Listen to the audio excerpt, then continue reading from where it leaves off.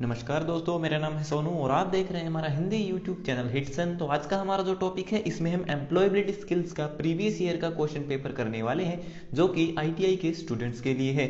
यहाँ आप देख सकते हैं कि हमारे पास 2018 का है जो है ये एक क्वेश्चन पेपर है, जिसे हम इस वीडियो में सॉल्व करेंगे। और हमारी जो एम्प्लॉयबिलिटी स्किल्स क्वेश्चन पेपर की जो सीरीज है, उसका ये अब तक का जो है 15वां वीडियो है। इससे पहले हम 14 वीडियो और बना चुके हैं। अगर आपने उन्हें नहीं देखा है तो एम्प्लॉयबिलिटी स्किल्स आईटीआई की जो प्लेलिस्ट है हमारे चैनल पर, आप वहां पर जाकर के उन सभी वीडियोस को देख सकते हैं। तो चलिए शुरू करते हैं इस वीडियो को और देखते हैं कि इस पेपर में आपसे किस तरह के जो क्वेश्चन है स्टूडेंट्स से पूछे गए थे। तो सबसे पहला प्रश्न है, there are dash distinctive consonant, यानी कि इंग्लिश जो लैंग्वेज होती है उसके अंदर आपके टोटल कितने अल्फाबेट होते हैं? 26 अल्फाबेट होते हैं। लेकिन उन 26 अल्फाबेट जो होते हैं वो 26 अल्फाबेट मिलकर के जो है 44 यानी कि 44 जो अलग अलग तरह के साउंड क्रिएट कर सकते हैं। उनमें से जो आपके कंसोनेंट साउंड होते हैं वो होते हैं आपके 24, और जो आपके वावल साउंड होते हैं वो होते हैं आपके 20। तो 24 और 20 दोनों मिलकर के 44 बनते हैं। तो टोटल 44 जो है आपकी इंग्लिश लैंग्वेज के अंदर साउंड क्रिएट कर सकते हैं आपके अल्फाबेट। तो यहाँ पे पूछा गया है कि जो आपके कंसोनेंट साउंड होते हैं वो कितने तरह के होते हैं। तो कंसोनेंट यानी कि जो व्यंजन साउंड होते हैं वो होते हैं आपके 24 तरह के। तो ऑप्शन बी यहाँ पर आपका सही है। दूसरा प्रश्न है, a commercial business letter is a letter written in dash language, यानी कि किसी भी बिजनेस के अंदर जो कोई पत्र लिखा जाता है, एक व्यवहारिक पत्र होता है बिजनेस में, तो वो पत्र किस लैंग्वेज में लिखा जाता है? तो वो जो पत्र होता है वो एक फॉर्मल लैंग्वेज में लिखा जाता है। तो ऑप्शन ए यहाँ पर आपका सही है।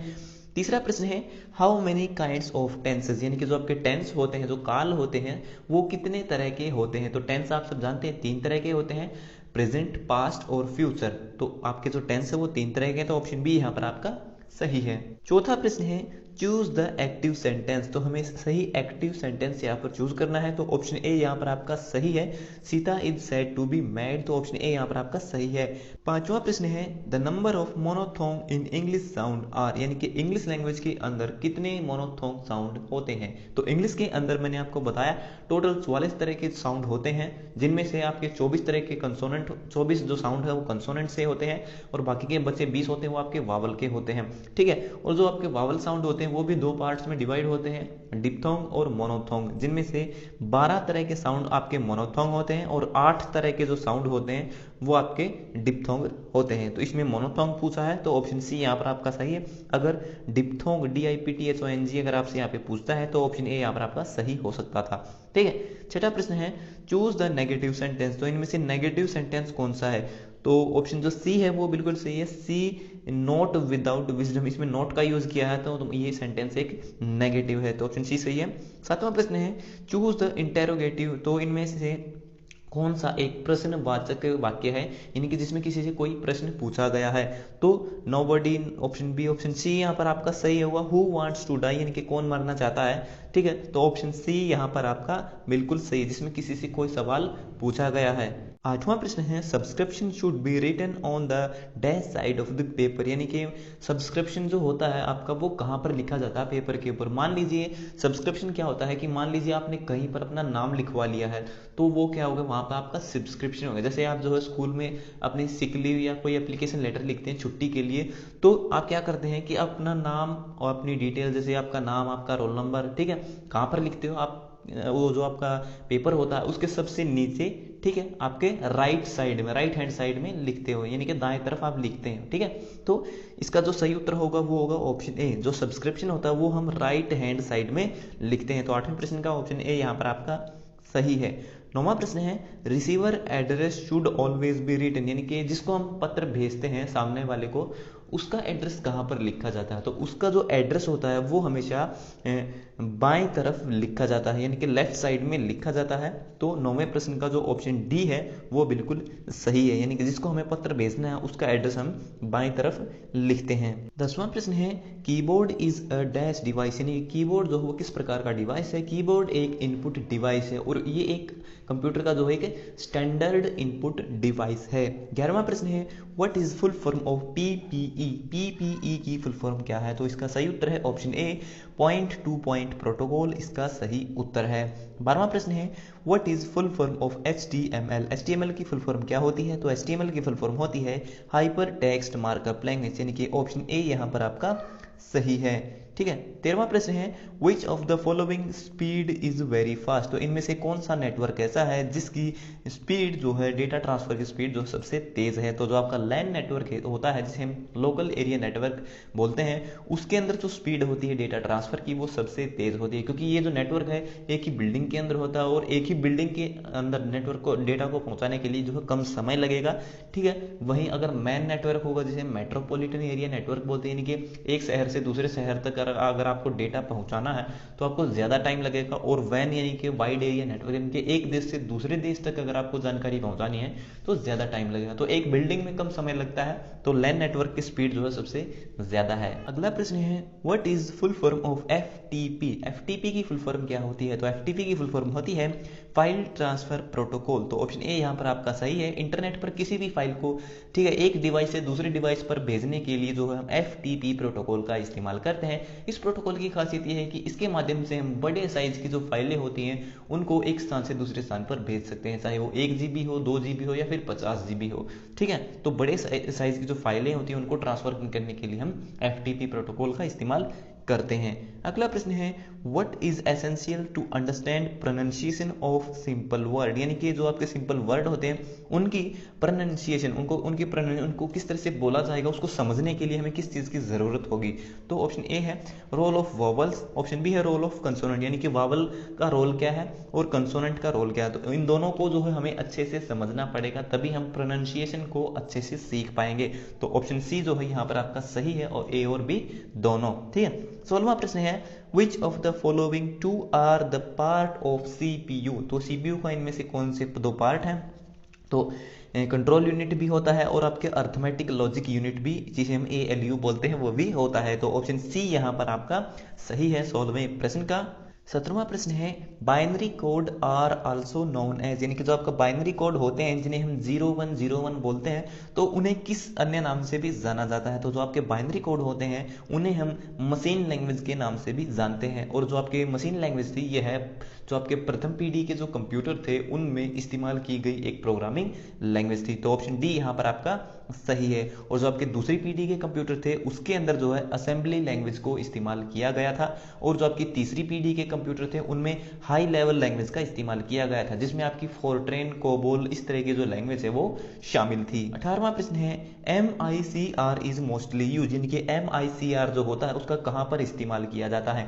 MICR का मतलब होता है मैग्नेटिक इंक कैरेक्टर रीडर। तो जो आपके बैंक होते हैं वहां पर आपने जो चेक जमा कराते हो, चेक जमा करा के जो पैसे लेते हो, जो चेक होता है बैंक का, उस पर कुछ नंबर लिखे होते हैं मैग्नेटिक स्याही की मदद से। तो मैग्नेटिक जो स्याही से जो नंबर लिखा जाता है उसको स्कैन करने के लिए हम MICR मशीन का इस्तेमाल करते हैं, जो कि एक इनपुट डिवाइस है, ठीक है। तो इसका इस्तेमाल जो है बैंक में किया जाता है। तो ऑप्शन ए यहाँ पर आपका सही है। 19वां प्रश्न है date command is use to display, यानी कि जो आपका डोस ऑपरेटिंग सिस्टम होता है उसके अंदर जब हम डेट कमांड का इस्तेमाल करते हैं तो उससे क्या आउटपुट हमें मिलता है। तो डेट कमांड जब हम इनपुट करते हैं उसके अंदर, तो उससे हमें ईयर, मंथ और डेट तीनों जानकारी मिल जाती है। यानी कि जो डेट होती है, डेट को बताने के लिए हम क्या करते हैं, जैसे हम 15 जनवरी 2020 मैंने यहाँ पे लिख दिया, मतलब डेट मैंने डेट लिख करके हमने एंटर किया, तो 15 जनवरी 2020 ये डेट हमारे पास आई। तो हमारे पास डेट भी आई, जनवरी यानी कि महीना भी आया, और 2020 यानी कि साल भी आया। तो तीनों चीजें हमें वहां पर डिस्प्ले होती हैं अगर हम डेट कमांड का इस्तेमाल करते हैं। 20वां प्रश्न है types of skill development include, यानी कि स्किल डेवलपमेंट में क्या क्या चीज़ें शामिल होती हैं। तो स्पीकिंग, लिसनिंग, नेगोशिएशन, ये तीनों चीज़ें जो हैं आपकी स्किल डेवलपमेंट में शामिल होती हैं। 21वां प्रश्न है email server accept, forward, deliver and dash message, यानी कि जो ईमेल सर्वर होते हैं जैसे आपका gmail.com है, ये क्या है, gmail.com एक ईमेल सर्वर है। ये क्या करता है, आपके मैसेज को प्राप्त करता है, फॉरवर्ड करता है, डिलीवर करता है और आपके मैसेज को स्टोर भी करके रखता है, ठीक है। क्योंकि आपने किसी को ईमेल भेजा तो इंटरनेट पर ऑनलाइन स्टोर हो जाता है, और जब भी आप अपनी ईमेल आईडी से लॉगिन करते हैं जीमेल के अंदर तो आप पुराने ईमेल को देख पाते हैं, क्योंकि वहां पर जो आपका मैसेज है वो स्टोर हो गया है। तो ऑप्शन जो ए है यहाँ पर आपका सही है 21वें प्रश्न का। 22वां प्रश्न है kinesthetic is the interpretation of body language, यानी कि जो आपकी बॉडी लैंग्वेज होती है उनमें क्या क्या शामिल होता है। तो फेशियल एक्सप्रेशन बिल्कुल सही है। ऑप्शन बी है गेस्चर, आपके बैठने उठने का जो स्टाइल होता है वो भी शामिल होता है। ऑप्शन सी है non verbal behaviour related to movement, यानी कि नॉन वर्बल जो भी बिहेवियर होते हैं, आप किस तरह से इशारा करते हैं सामने वाले को, किस तरह से बिना बोले सामने वाले जिस तरह से भी बोलते हैं वो आपके बॉडी लैंग्वेज में शामिल होता है। तो ऑल ऑफ दिस इसका जो है सही उत्तर होगा। ठीक है, बॉडी लैंग्वेज में ये तीनों चीजें शामिल होती हैं।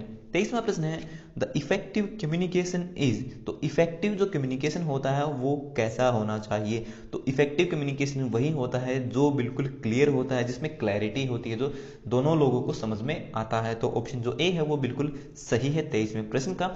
24वां प्रश्न है which communication is important for future reference, यानी कि फ्यूचर, मान लीजिए आप आज आपने किसी से बातचीत की और उस बातचीत को आप रिकॉर्ड करके रखेंगे फ्यूचर के लिए बचा के। ठीक है भाई, मान लीजिए फ्यूचर में मुझे इन चीज़ों की ज़रूरत पड़ने वाली है, तो उस कम्युनिकेशन को आप किस तरह से स्टोर करेंगे। तो जो आपका रिटन कम्युनिकेशन होता है, लिखित जो जिसे हम संचार बोलते हैं, तो उसको जो हम स्टोर करके रख सकते हैं। मान लीजिए आज आपने इस वीडियो के डिस्क्रिप्शन में कमेंट, इस वीडियो के नीचे आपने कमेंट किया है, तो वो जो कमेंट आप 1 साल बाद 2 साल बाद कभी भी देखेंगे तो वो कमेंट आपको वहीं पर देखने को मिलेगा। मतलब आपने वहां पे लिखा था, तो जो आपके लिखित, ठीक है, जो लिखित रिटन कम्युनिकेशन होते हैं वो फ्यूचर रेफरेंस के लिए जो है होते हैं, उनको बचा के स्टोर करके रखा जा सकता है। तो ऑप्शन जो बी है वो बिल्कुल सही है। लेकिन ओरल में क्या होता है, आप बोलते हो, आपने बोल दिया और वो बात खत्म हो गई, मतलब फ्यूचर के लिए मैंने वो डेटा स्टोर नहीं किया। लेकिन रिटन जो डेटा है वो ऑटोमेटिक कहीं ना कहीं स्टोर किया जा सकता है। 25वां प्रश्न है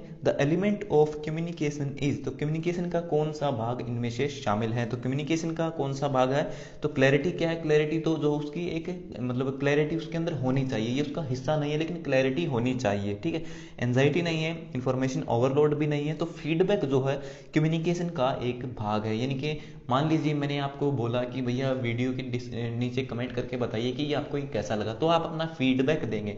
मैंने आपसे कहा और आपने फीडबैक दिया, तो वो कम्युनिकेशन कंप्लीट हो गया। तो फीडबैक जो है कम्युनिकेशन का एक हिस्सा है। तो ये हो गए हमारे आज के सभी प्रश्न कंप्लीट। सो वीडियो देखने के लिए धन्यवाद। अगर आपका कोई सवाल है तो कमेंट बॉक्स में लिख करके पूछ सकते हो।